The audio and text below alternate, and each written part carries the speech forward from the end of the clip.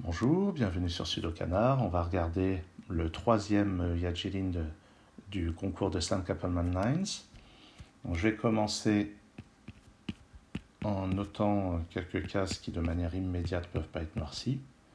Il y a celle aussi donnée par le 0, par les indices 0, ce qui fait qu'on peut déjà tracer ça sur la boucle. Ensuite, ce 1 nous permet de localiser une case noire ici. Donc la boucle va déjà passer comme ça. On peut remarquer avec ce 2 que par ici, il doit y avoir deux cases noires. Je ne peux pas en mettre deux côte à côte, donc j'ai une case noire ici. La boucle continue comme ça. Et un argument que j'avais mentionné lors de la précédente vidéo, c'est que je ne peux pas avoir une case noire ici. Quand on a un trait qui sort d'un tunnel, si je mets une case noire ici, ça va créer un branchement. Et j'ai la même chose à cet endroit-là. Ici aussi, une case noire ici créera un branchement.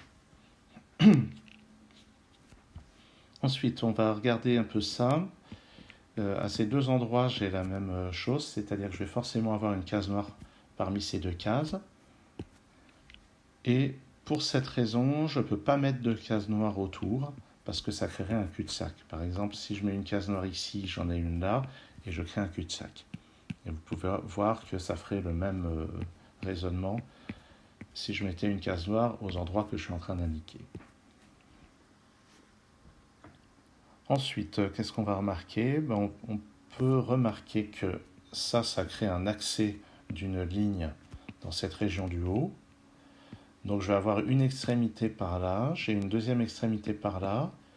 Et comme on sait que dans cette région, il y a forcément un nombre pair d'extrémités, ceci ne peut pas entrer par là ou par là. Ça va forcément sortir de la région du haut. Donc je suis obligé de faire ça, ça, ça. Et dans ce secteur, ce coin-là est forcément une case noire. Donc je fais comme ceci, comme ça. Et la deuxième case noire de la première ligne est forcément ici, ce qui fait ça, ça et ça. Donc la case noire est ici. Ok, début sympathique.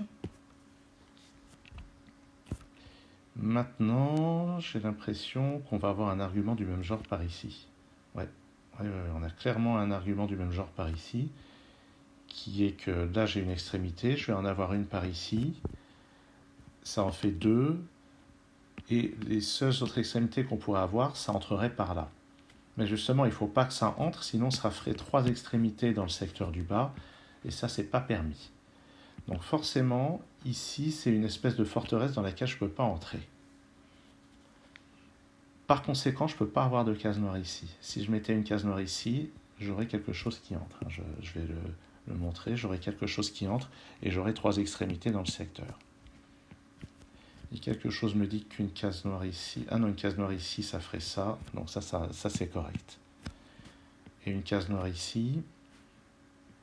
Ah une case noire ici, vous voyez, ça fait ça. Donc je me retrouve avec trois extrémités.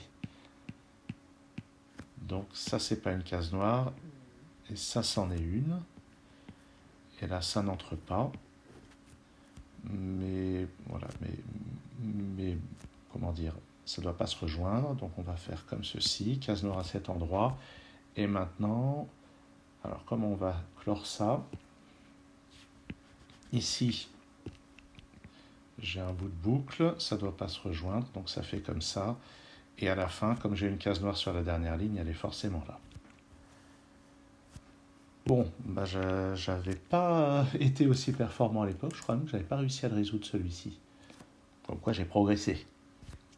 Eh bien, merci d'avoir suivi cette vidéo. À très bientôt pour la suite de ces Yadjilin.